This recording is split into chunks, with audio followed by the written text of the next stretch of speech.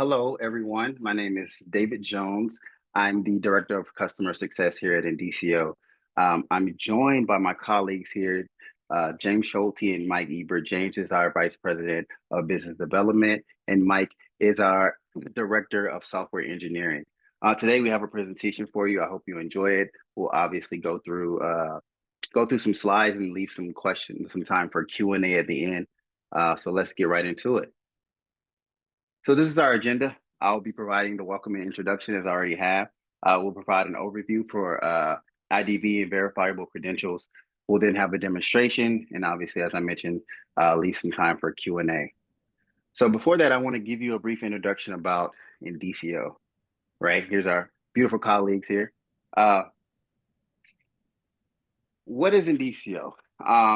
We're a leader in decentralized identity. What does that mean?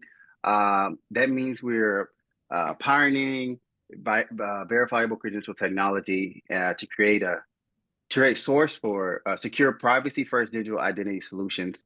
And we're going to talk about our flagship product a little bit later, which is Indicio Proven. It's a straightforward end-to-end solution that brings a new approach to protecting people and organizations and devices against identity fraud.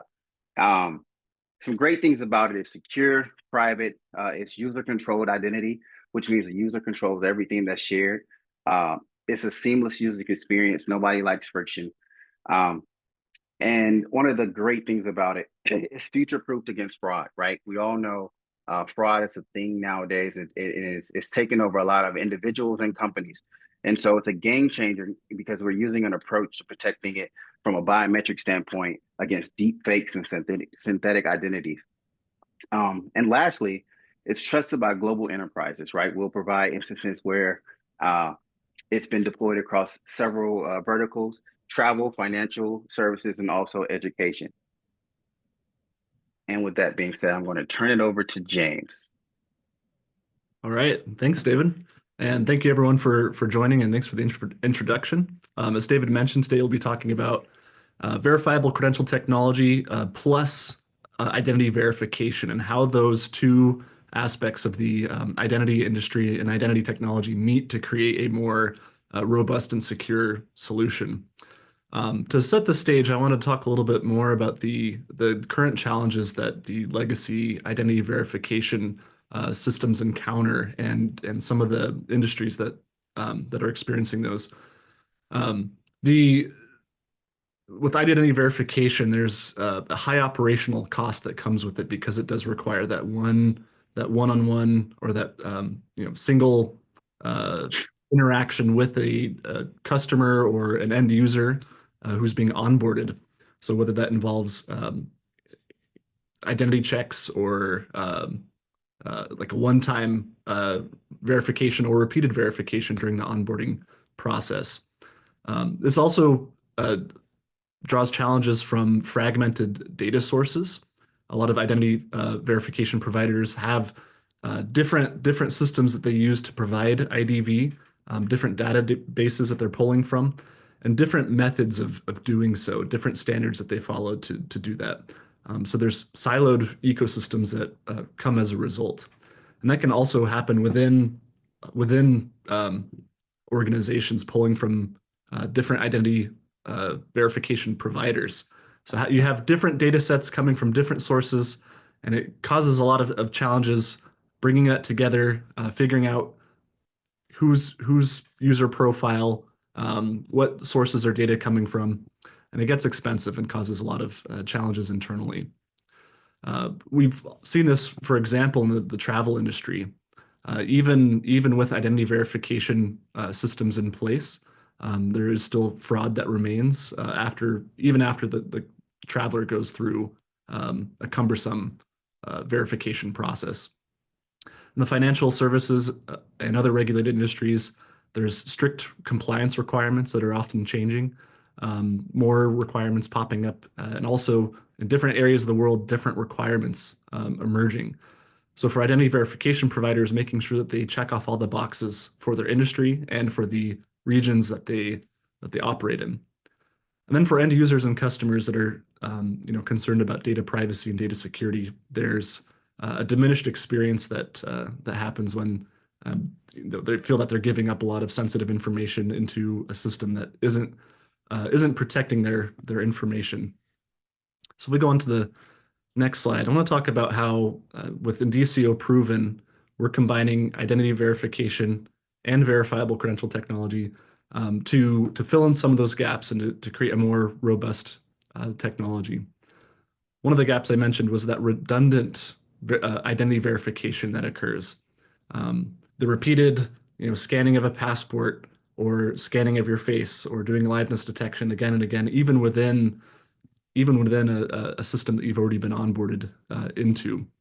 With verifiable credentials, you don't need to do that again and again. You can, once you have validated that data, putting it into a tamper-proof or a tamper-resistant, cryptographically secured verifiable credential, you make it possible for that information to, or for any relying party to verify that the identity verification information within it has not been tampered with along the way, and that the source of that IDV data is trustworthy. So the benefits of that go downstream all the way to the end user, having a better experience during onboarding by simply not having to repeat those processes again and again. And I want to talk a little bit about some of the ways that Indicio is shaping the IDV market and how we are working with some of those providers to create a more robust solution.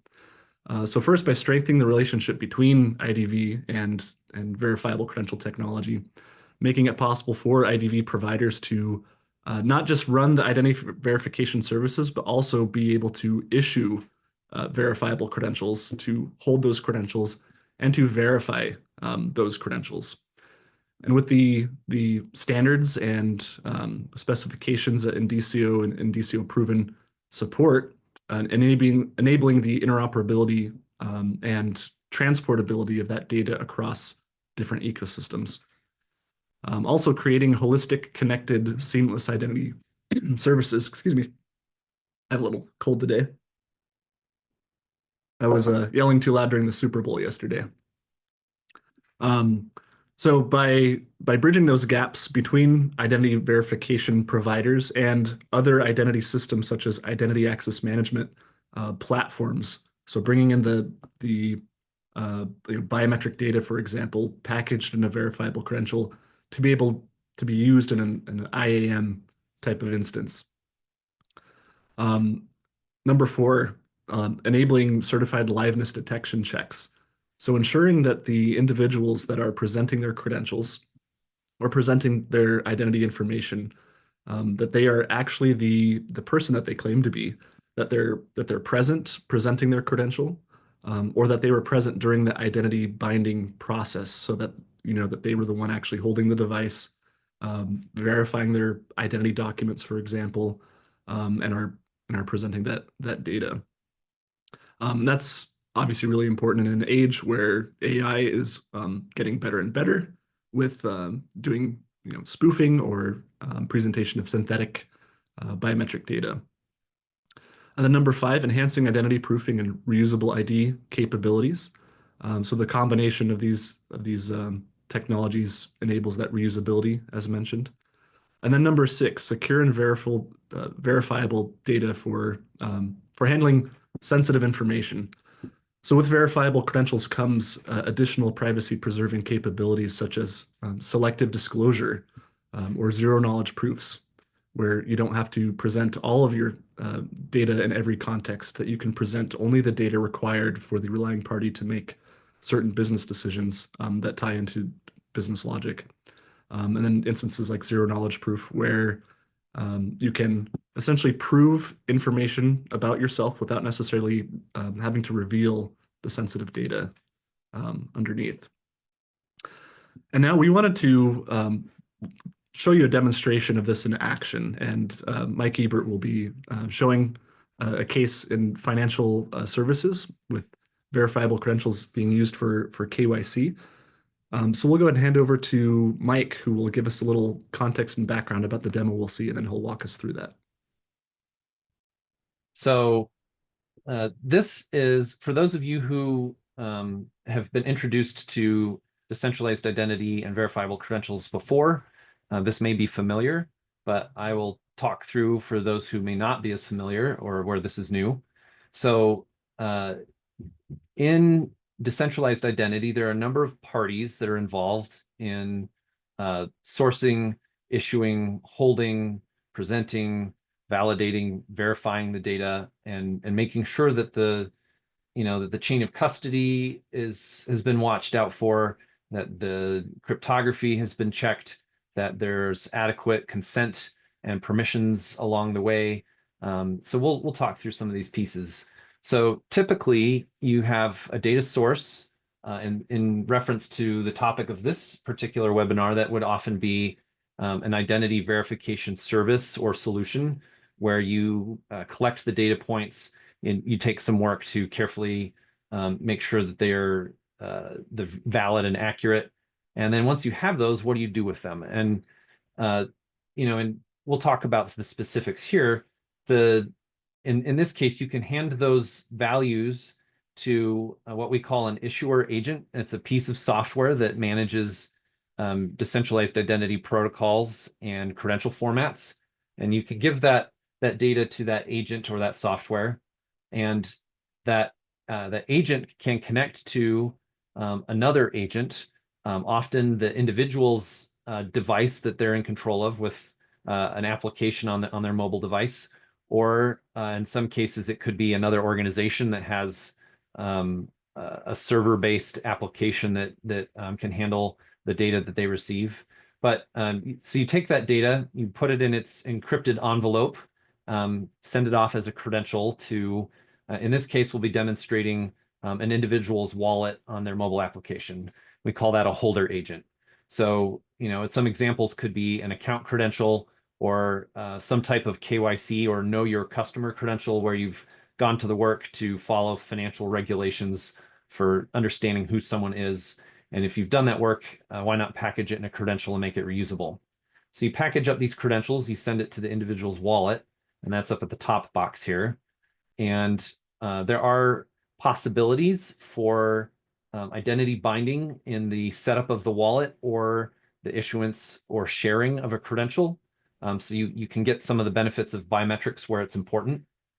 After the individual is holding their data on their phone, they can take it to various other entities who are interested in receiving and verifying that data. So you could present it to, we're going to show presenting to to the credit union, or to an insurance company, or to an e-commerce or other store partner, some kind of financial transaction.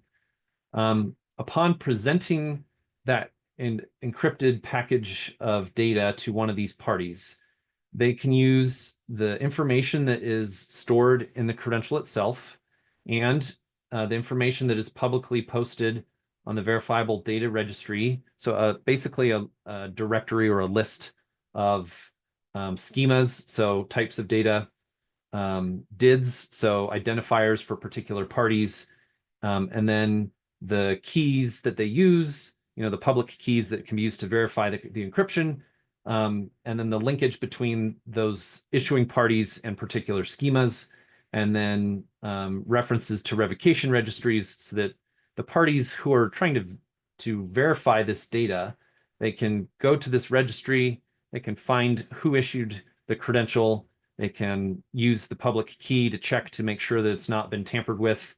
They can check to see if the credential, there's a proof of non-revocation that can be done. So they can, using a few pieces, small number of pieces of publicly posted data, and then the privately held and offered data in the credential, they can say, yep, we are confident of the source of this data, we are confident of the integrity of the data, and if we trust the source of the data, then we can act in accordance with the accuracy of that data. And then we've got one last box in the middle that was not described. There's a governance or DGov component. This is a mechanism for listing the trusted entities that are involved in, like, say, this particular ecosystem. So you could have some kind of governing body or organizational department or something that is in charge of saying, we as an organization have vetted the following organizations and pieces of software. Here are the ones that we've done the work to verify are trustworthy. Here's a list. Here are the schemas that we use in this ecosystem. And so now you know who the trusted parties are. So that's an overview of kind of the flow from collecting data, issuance, holding, and presentation of how things work in a decentralized identity ecosystem. And in our particular case, we're going to walk through a sample use case with a credit union and an insurance company. So we'll show the holding, the issuing, the holding, and then the verification in two different ways after the individual has their credentials. So it's, I think we can jump to stopping this screen share, and we'll share the demo now. I am going to share, there should be two things on your screen.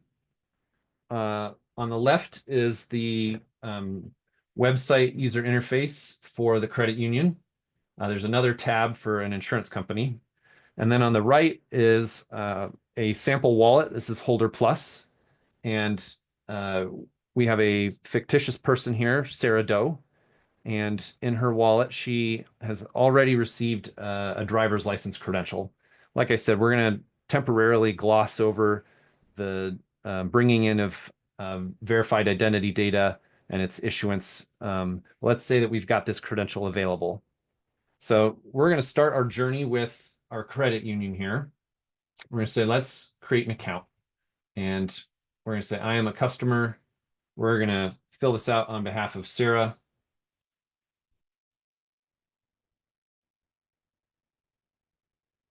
So she can fill out this form, and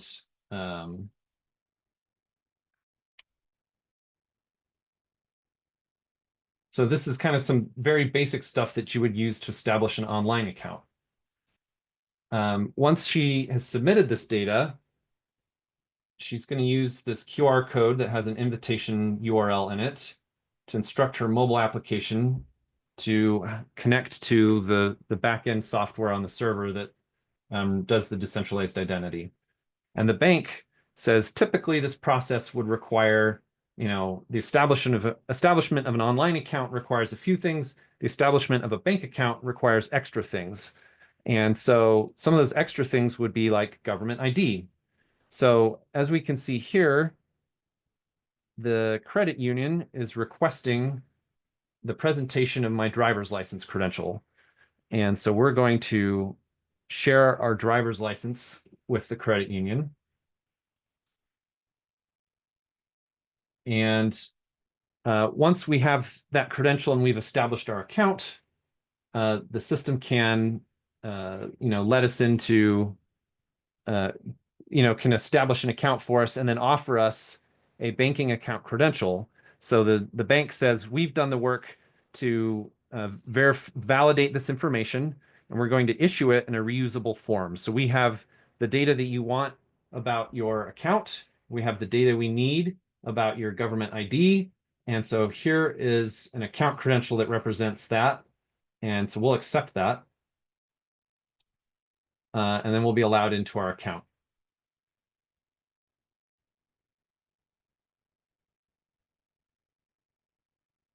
And for simplicity of demonstration, we've pre-populated some of the values that would be in the account.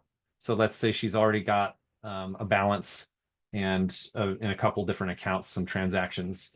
And after we establish an account, perhaps via traditional or channels or an online form or something like that, the bank is going to go through, let's say Sarah wants to do something more advanced than just having a bank account.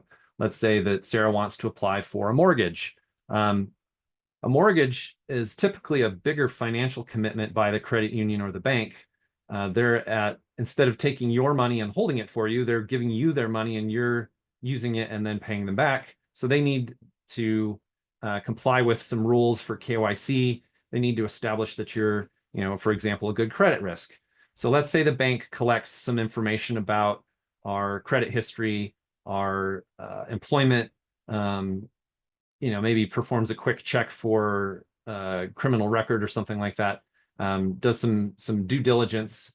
And now that they've done their due diligence, they can offer us a credential that represents that work. And in this case, it's just called KYC for Know Your Customer and has some of that information in it. And they issue that to Sarah as well to say, okay, Sarah, you've gone through this work of establishing a financial identity, and you may apply for a mortgage here, and in a couple of weeks you may come back and say, I want an auto loan or something else. And as long as we're within the period that we still trust that data, why make you go through that process again? If we put that in a credential, we can make that reusable. So now that we have an account credential and a KYC credential, we're going to show how those could be used. So let's say that we log out of the bank and we come back to the bank and we say, let's log in with a credential rather than our username and password. So like before, we can establish a connection with a QR code. If we've already got one, the software can reuse it. So this is typically a pretty quick process.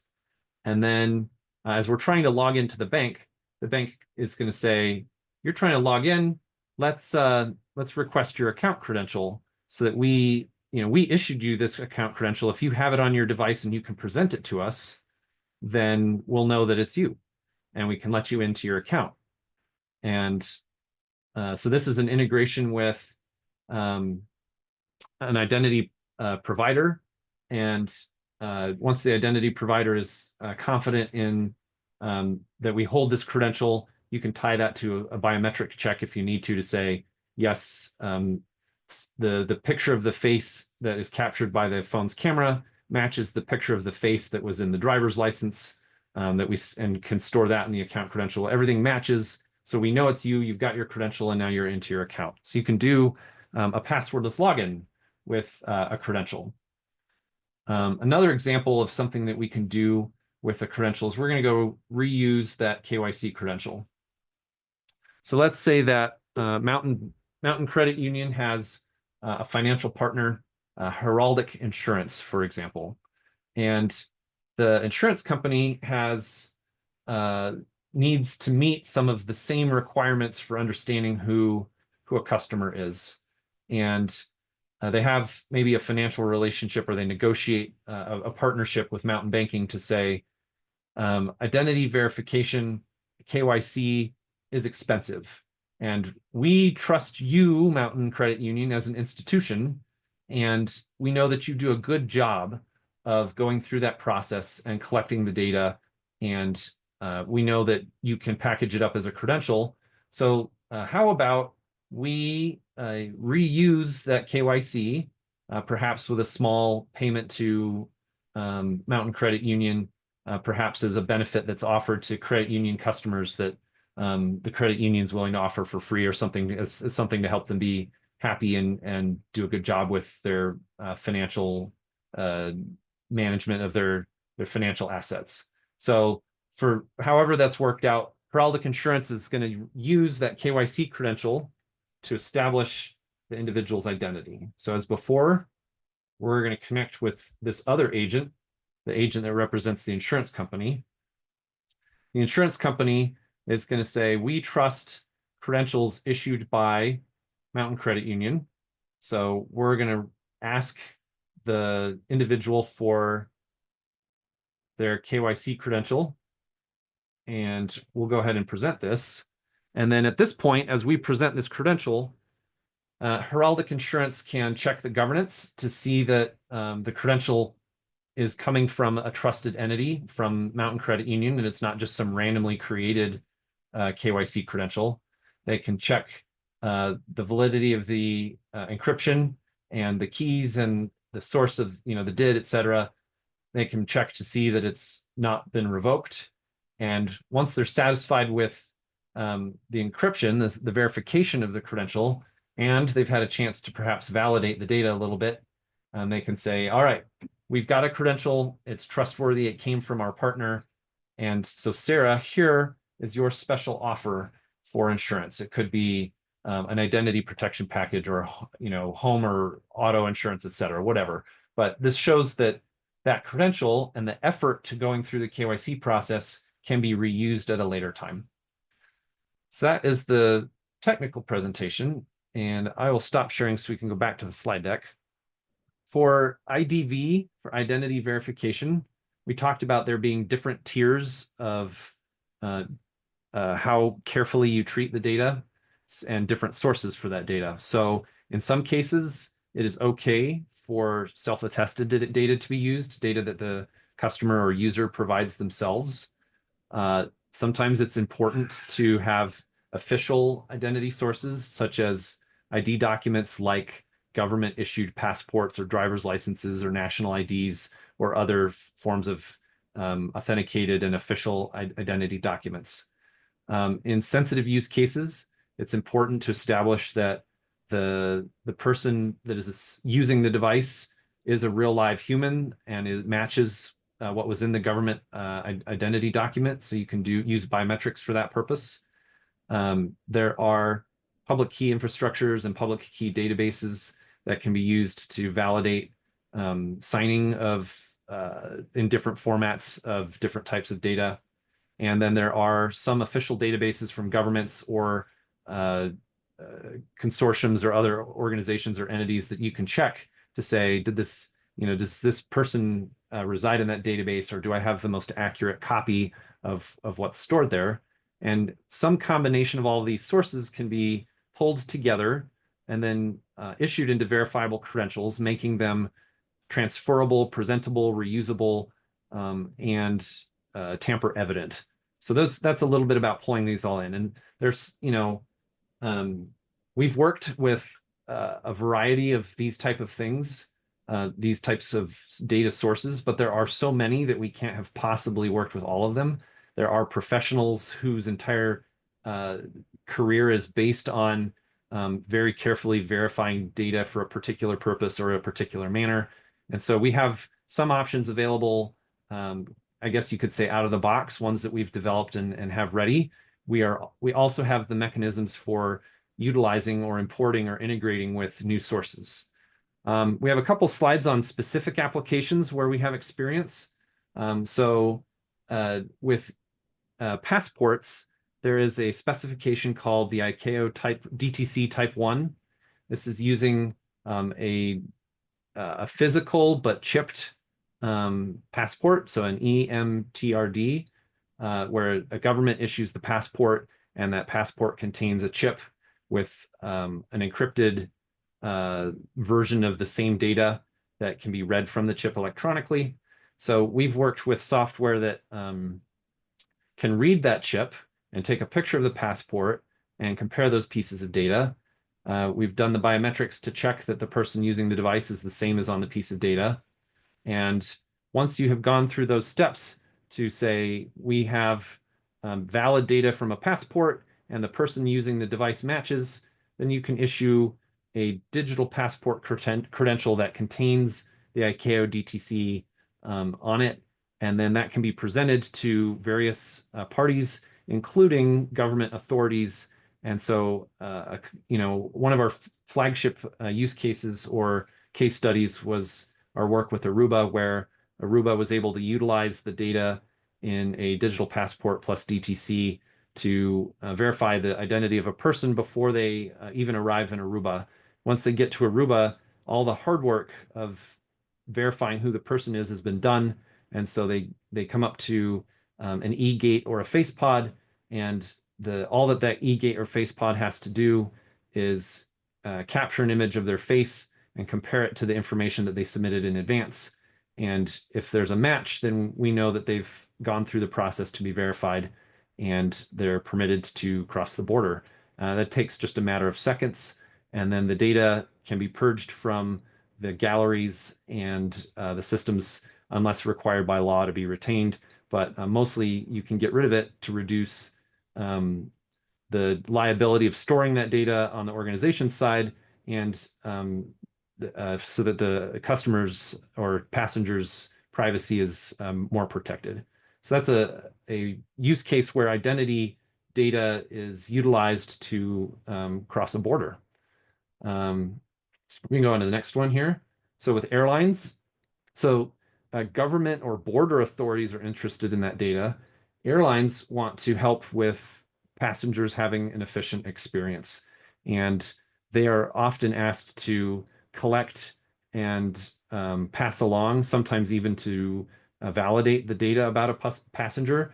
They're, sometimes that is useful to the airline. Sometimes it's a responsibility that they can't avoid but don't like. And so if we provide them with Indicio Proven and the mobile SDK, they can also derive a digital passport with a DTC and also have the software for handling that in order to facilitate not only the border crossing, the border people can do the border crossing. Now the airline can do things like boarding the plane and things like that, so that signing up for paying for a flight, etc., so that using the same source of data, you can further streamline the passenger's experience. Next.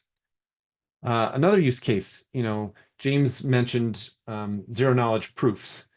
Some credential formats support zero knowledge proofs, so you can get a digital form of your driver's license or passport or national ID, and then you could present those verified documents and use a zero knowledge proof to show that the value of your age is above a certain number, and without actually disclosing your age.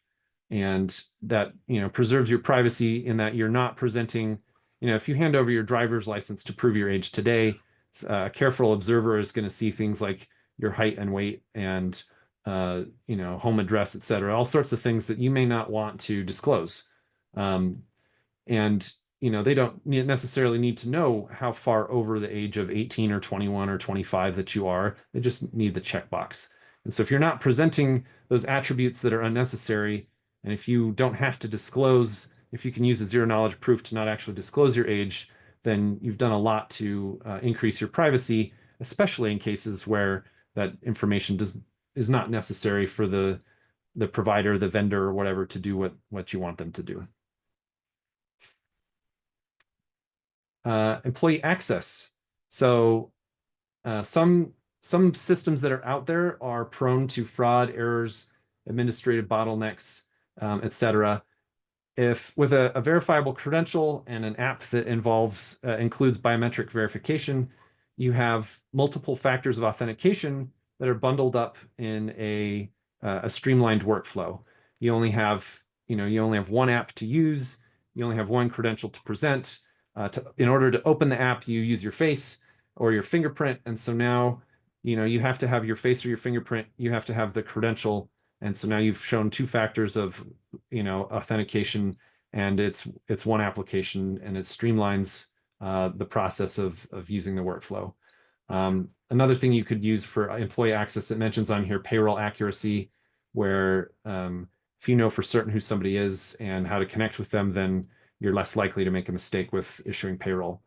Indicio Proven Auth is a specialized implementation of Proven and includes integration with authorization type systems.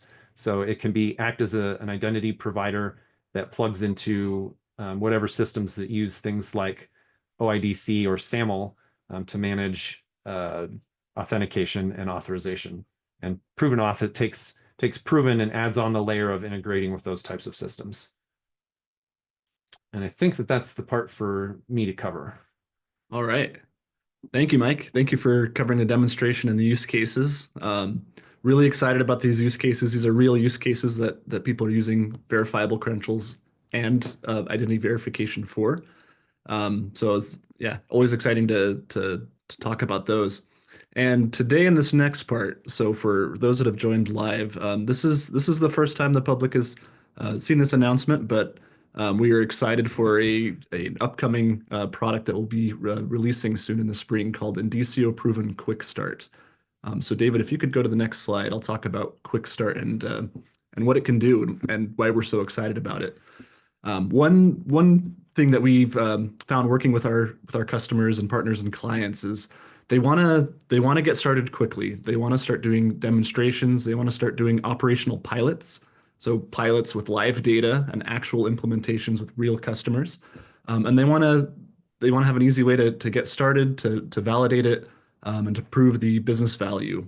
And so in Proven Quick Start, what it is, it's a streamlined platform that makes it easy for teams to quickly deploy the complete ecosystem that you would need for such an implementation. So everything from the issuer component for the integrations, integrating points from the issuer side, including the holder agent, the digital wallet to hold those credentials, and also the infrastructure for the relying parties and the verifiers to receive and to verify those credentials. It will also be coming with pre-configured templates. So whether that's specific credential types that fairly commonly used or have specific steps needed, come with those configurations to make it easy for teams to get started and not have to do the work of getting it set up. Will also come with the ability to upgrade to premium add-ons to support advanced functionalities that might be needed for specific use cases where additional verification steps might be required for your industry. Will also come with automated scalability. So as you grow from that demonstration system to an operational pilot into an actual deployment, it's easy to ramp up, not only in terms of volume, but the setup underneath to handle the volumes and the traffic that you might be handling. When it comes to pricing, competitive pricing for volume discounts. So it's an easy, small, risk-free investment up front to continue to grow that up into an actual enterprise type of deployment. So keep an eye out as we talk more about Quick Start. And if you or your teams have any questions, feel free to reach out anytime ahead of time, and we can get you on the list to start with that as soon as it's available. So yeah, David, if we could go to the next slide here. So a little more information about Quick Start. So as mentioned, that pre-configuration.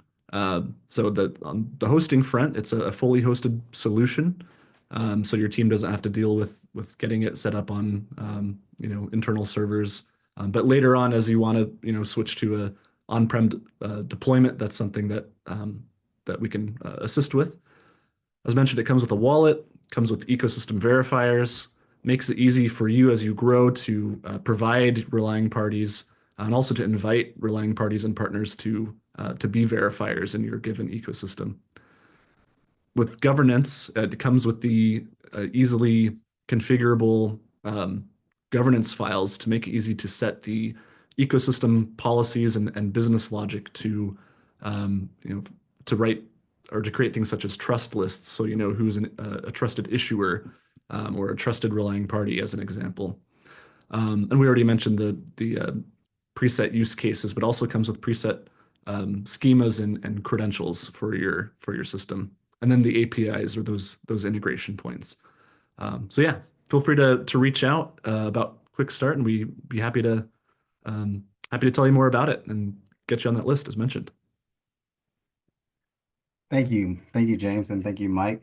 At this time, we want to open up the floor for questions for those of you who have been holding on to them for this entire presentation. I want to give you an opportunity to ask while we have the team here. Okay, I'm seeing a question come in about interoperability with EUDI standards. So yes, that is something that this supports. Indicio Proven in general, being built to those specifications and capabilities so that it is interoperable with the specs and requirements that have come out of the EUDI ARF, the Architectural Reference Framework. Interoperability is something that is not only important to our customers, but important to us, being able to support ongoing requirements and changes that obviously come out of those as the industry advances, and there's additional specifications for credentials, credential exchange protocols. So that's something that we're very mindful of as we build these products and provide these services to make it match what your geographies need. We have had a series of POCs and small-scale pilots and things like that to show that we're interoperable with the European standards. That being said, they are still evolving somewhat, but Proven is committed to, or Indicio is committed to keeping Proven up to date with those things as they evolve. We have an interest in making sure that not only can we work with Europe, but that the people in Europe and the systems that they utilize there can also work with the rest of the world. It's a two-way street where the data can flow in and out of Europe. And India in particular is heavily into DIDCOM and non-creds credentials, and Europe is focused on OID4 VC, SDJOT VCs, MDoc and MDL.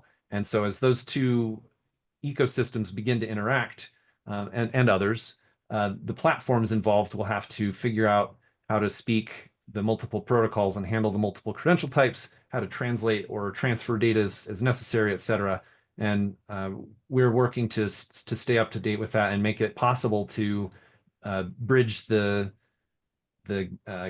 gap or the divide or the differences with Europe, and to have solutions that interoperate both directions.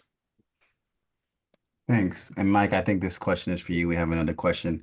So how do you allow biometric proof without sharing raw data in a privacy preserving way? And how does it work technically? So there are a couple different ways to do a biometric proof. Some of them involve sharing the raw data in advance and then deleting it in accordance to like a GDPR policy. You can, another way to do it is to, instead of submitting the data in advance, you wait till the person is there at the gate, and you can ask them for their credential and also take their picture at that moment. And so instead of doing a gallery-based matching, you're doing a one-to-one matching, and that can be done in memory and not stored. It never hits the hard disk kind of thing. So that's another way to handle it. And then anything more sensitive than that is the kind of thing where I don't have personal experience with the specifics of preserving the privacy for that actual biometric raw data, or working with a template based off of it or something like that. Indicio's software could probably support something like that, but I don't know the specifics at the moment for anything more sensitive than a presentation and an in-memory comparison. Thank you, Mike. I think this question is for you, James. With this solution, what are the industries that seem to be garnering the most adoption? Yeah, great question. So some of the use cases that we covered are examples of those, but so first in travel, we're seeing that with digital travel credentials. We're also seeing more interest from airlines that are looking to or that are transitioning, not just looking, but actually going into operation of using verifiable credentials to transfer API data, so advanced passenger information, and PNR data of passengers through the airline systems, through the departure control systems to the arrival airports. So that's so beyond just DTC, we're seeing other exciting use cases come out of that.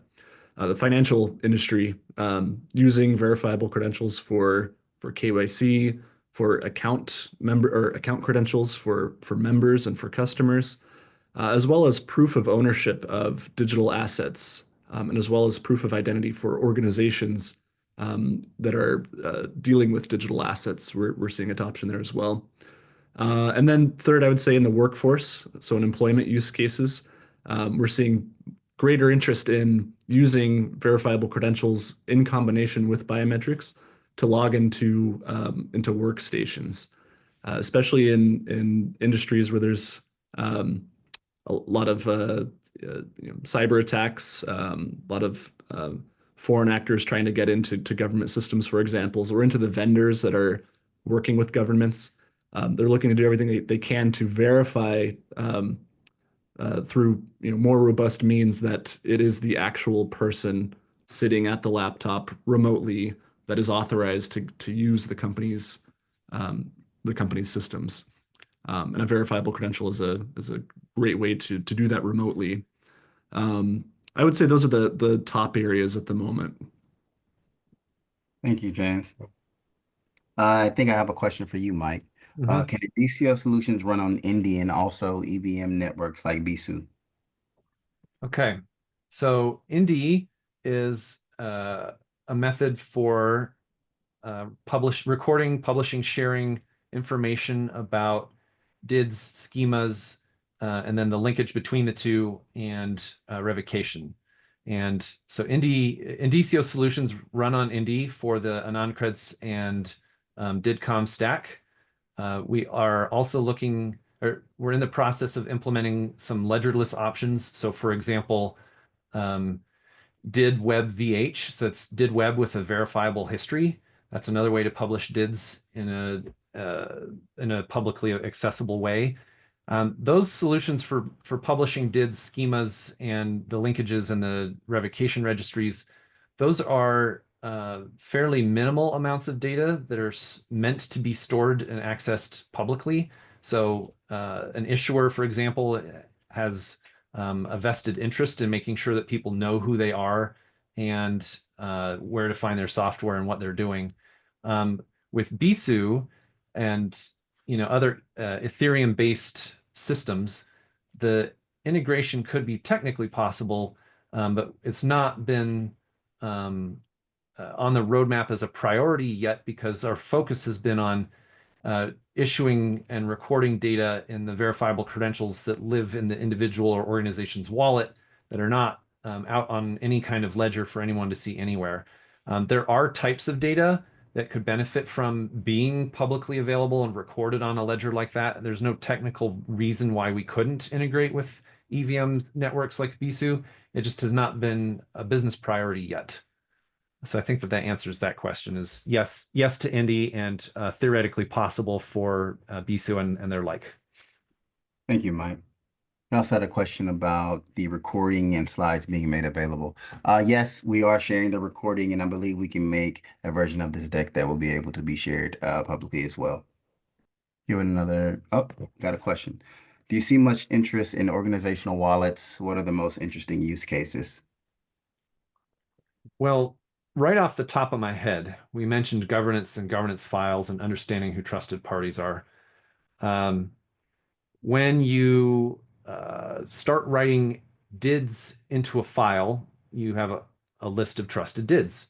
That's really awesome and easy to manage and works pretty well until you get to the point where you have so many DIDs in your file that it becomes cumbersome to transfer or read the file to go through it and find the data that you need. It's fine for tens or hundreds or even a small number of thousands of entries. Once you get into the upper thousands or tens or more thousands of entries, then managing that entire list of DIDs gets to be cumbersome. So an organizational wallet becomes really helpful in that case because the specification for credential trust establishment, where that's what our governance files are based on, also has an alternate mechanism that says, instead of listing issuers or listing verifiers by DID, we're going to say, in order to be trusted in this ecosystem, to issue this credential or verify this credential, instead of having your DID listed in this file, you must present this credential that we've issued to our ecosystem. Here's the trusted issuer credential or the trusted verifier credential. You must present that to the person you're interacting with so that they can find out whether you are a trusted party in this ecosystem or not. And so having an organizational wallet so that as you interact with the holder, you can present to the holder to say, hey, here's my organizational credential from my organizational wallet. The holder can reference that same governance file to say, okay, they've presented this credential. Did it come from the proper issuer? Is it the right credential? Yep, everything checks out. And so now we can trust this party and proceed with our interaction. So that's a very fundamental establishment of trust kind of question with organizational wallets. And then there are other use cases for organizational wallets. So for example, there's some things with like supply chains that become possible where the different organizations have wallets and can give each other credentials that represent inventory or objects or vehicles or devices. And those are interactions that often happen between organizational wallets instead of mobile wallets. So there's a lot to be done there.